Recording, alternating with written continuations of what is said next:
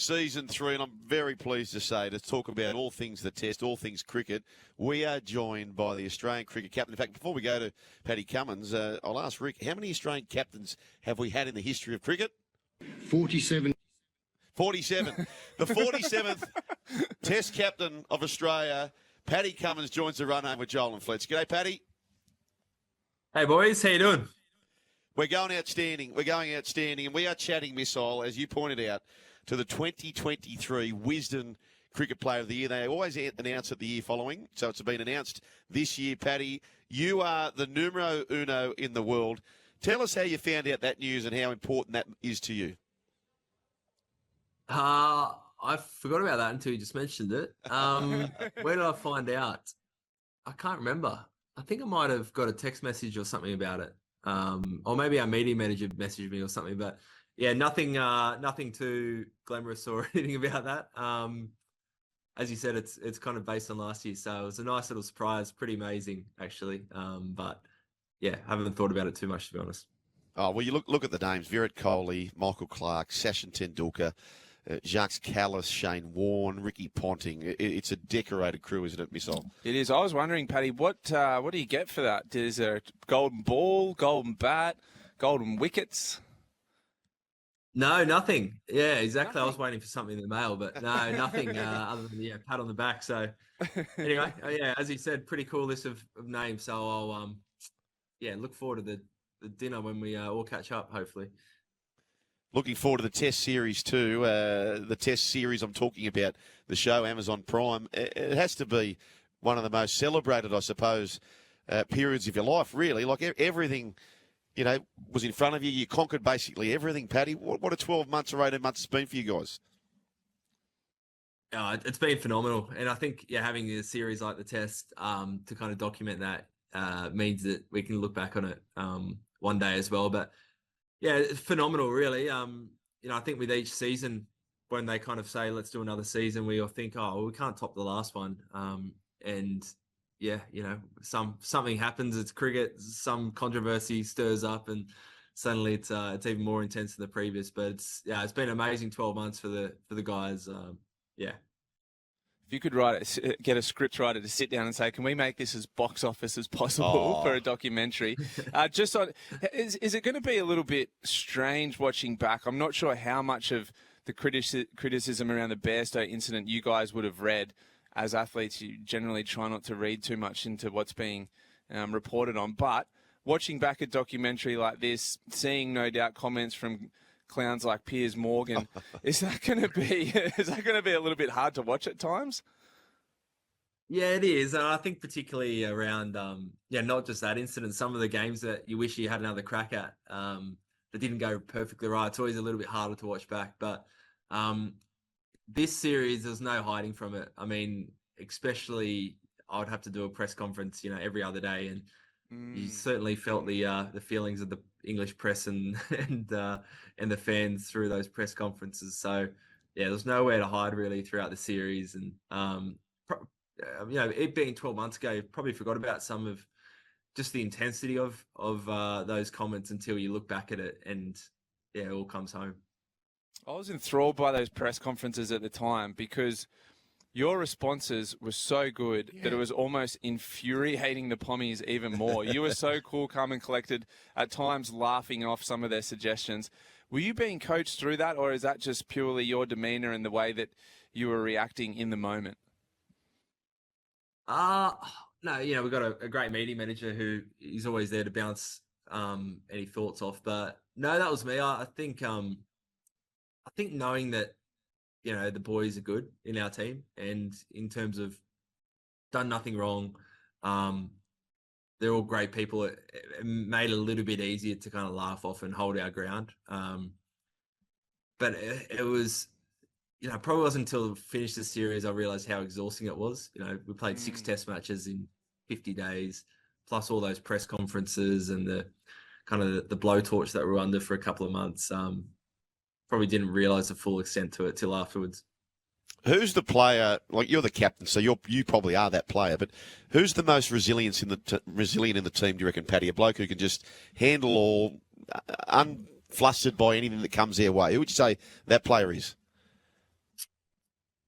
I think if you're playing Test cricket, you're pretty resilient as a general rule. Particularly cricket, there's so many setbacks you have all the time. So I don't know. I mean, I'm a fast bowler, so I've always got a little bit of a soft spot for a fast bowler. So someone like Mitchell Starc over the years, just managing his body, like super resilient. But then, some of the, some of his form and skills being questioned at times. And I think he was player of that series in the Ashes. So maybe someone like Starkey.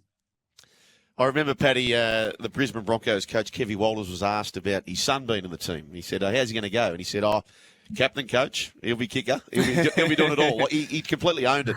And I've often thought in your scenario, and me growing up, I didn't get to see too many times where a bowler was the Australian captain. How hard is that to the balance between, wanting to share the load around, I suppose, but knowing that you're the person who probably needs to have the ball in your hand? Do you ever have any sort of internal conflict with those decisions, Paddy?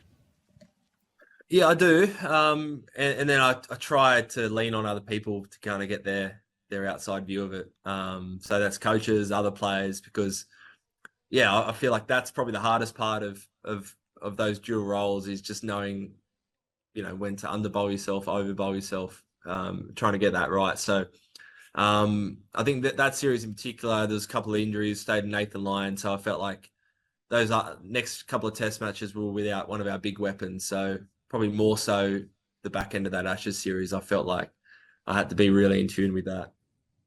Well, you have nailed to this point. I think you've had an absolute perfect balance, hasn't he, Missile? Oh, absolutely. Paddy, I wanted to peel back the curtains over there in the IPL a little bit and just hear some stories of opulence. I'm so intrigued by the IPL.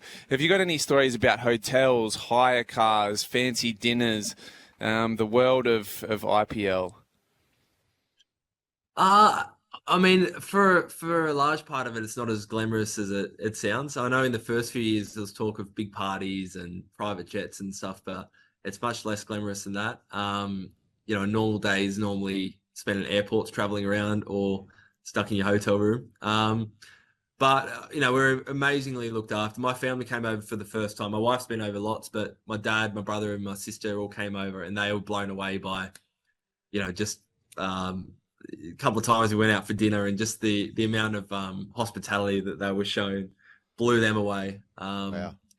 Of course, you hear some stories of the owners and some of the people involved and their opulence, but for the most part, it's just we're really well looked after, but it's never anything too glamorous.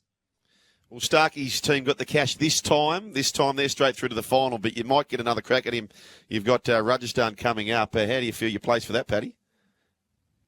Yeah, that's right. Starkey bowled well, unfortunately, a couple of days ago against us. Took a few poles. We had a bit of an off day, but we've been playing really well. So well placed for semi-final tomorrow night. We're in Chennai at the moment. So see how we go and hopefully see Kolkata again on Sunday. Marnus in the Test series, he says, the best team we'll ever play in. That might be true. What do you make of those comments? Yeah, it could be. Really experienced team at the moment. So everyone's in their 30s, basically, in that Test side, in the prime of their career.